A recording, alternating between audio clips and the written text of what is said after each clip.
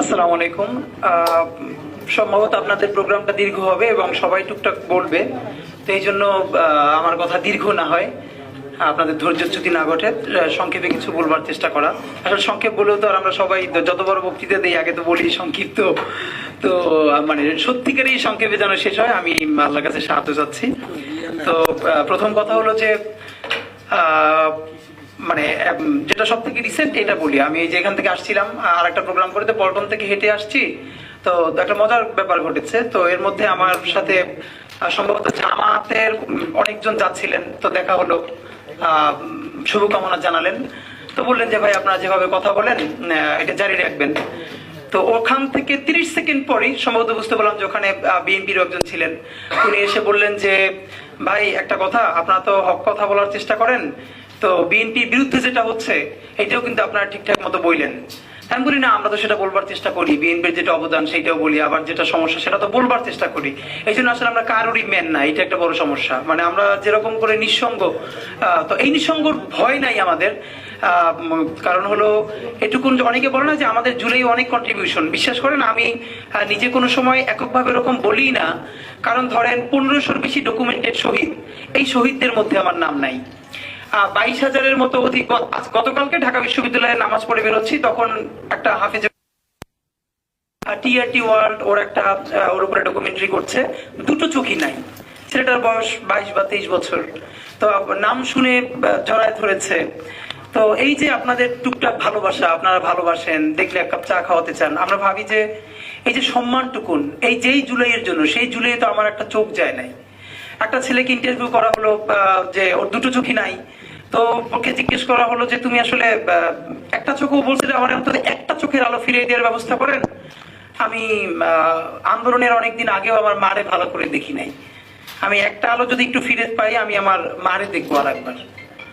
আমাদের জাতিগতভাবে সামষ্টিক ব্যর্থতা কি, আমরা তো আসলে বিপ্লব করতে পারি না, একটা বিপ্লবের মধ্যে আছি আমরা যারা মনে করি যে আমাদের চূড়ান্ত একটা স্পার্ক ঘটবে, সেটা 2 বছর হোক 10 বছর পরে হোক ঘটতে হবে। আবার গণ অভ্যুত্থান না বিপ্লব, এই একাডেমিক তর্ক যারা করে, মুশকিলটা কি দেখবেন এদের ব্যক্তিগত জীবনে কারো পরিবারে একজন জুলাইয়ের আহত যোদ্ধা নাই, যে অন্ধ হয়ে গেছে, পঙ্গু হয়ে গেছে, শহীদ পরিবার তো নাই।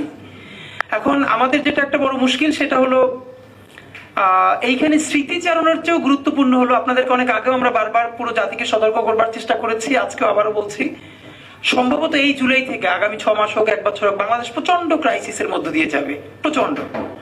এবং এই ক্রাইসিসটা আজকে বিএনপির যে ক্রাইসিসের মধ্য দিয়ে শুরু হচ্ছে, আমরা এইটা ভাবার কারণ নাই যে এইটা থেমে গেলে ক্রাইসিসটা এখানেই থেমে যাবে।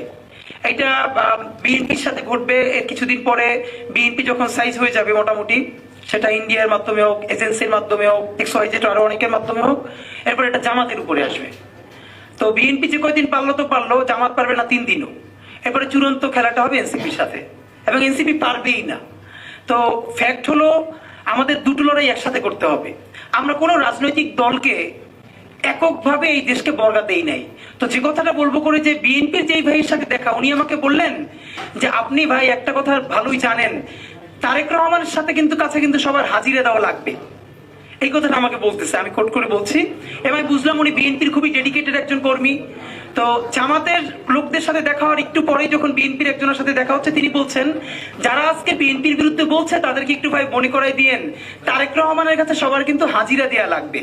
তো তখন আমি বললাম ভাই এই কথার কারণেই আপনারা ডুববেন, শেখ হাসিনার কাছে এই দুনিয়ার সবার হাজিরা দেওয়া লাগে নাই, এই হাজিরা যে দেওয়া লাগবে এই কথার কারণেই তার এখন দিল্লিতে গিয়ে হাজিরা দেওয়া লাগতেছে। তো শেখ হাসিনার যদি দিল্লিতে হাজিরা দেওয়া লাগে, তারেক রহমানের কাছে সবার হাজিরা দেওয়া লাগবে, এটা একটি স্টুপিড কথা।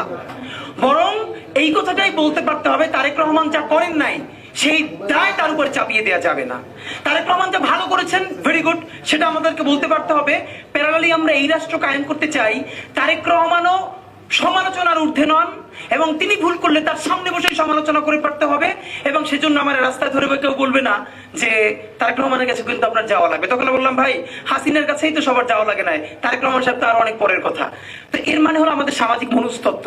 আজকে যেই সমস্যা বিএনপির, এটা কালকে জামাতের সাথে ঘটবে, পরশু এনসিপির সাথে ঘটবে, কিন্তু অত্যন্ত সচেতন একটা জায়গা আমাদের বোঝা উচিত, সেটা হলো একটা অ্যাপলিটিক্যাল সরকার এই কেন আমরা বারবার বলছি না, বিএনপির যে দায় সেটার কারণে বিএনপি যে ভোট করছে, ভোট দেশে লাগবে, কিন্তু এই যে বিএনপির অবস্থা সে কন্ট্রোল না করতে পারলে সে ভোট পাবে না।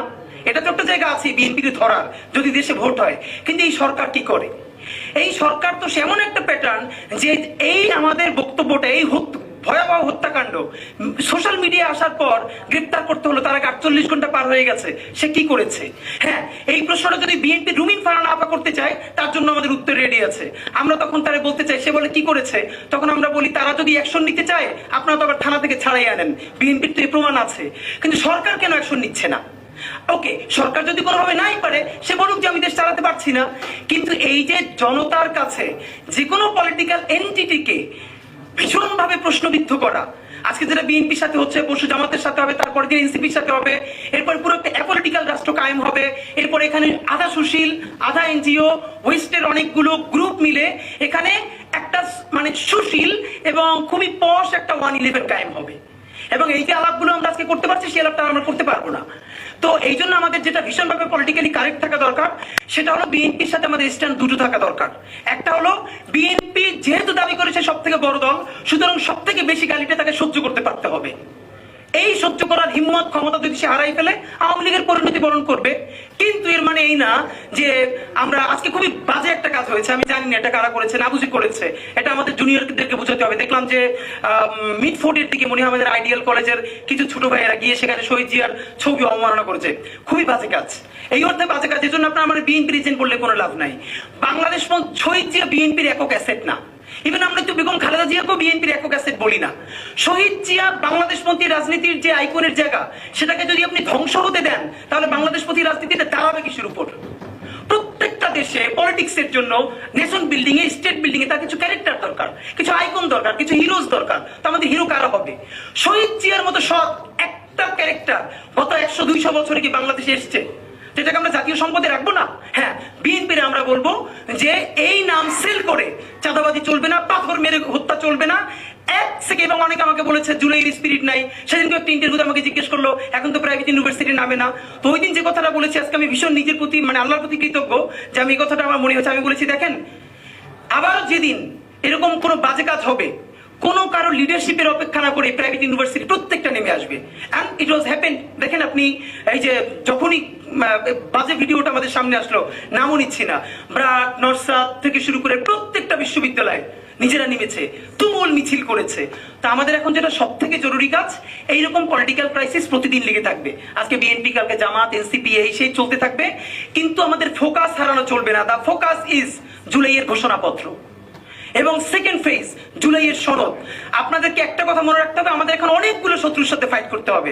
আপনারা কি একটা কথা খেয়াল করেছেন, বিএনপি প্রথমে জুলাই ঘোষণাপত্রের ব্যাপারে খুবই উদাসীন।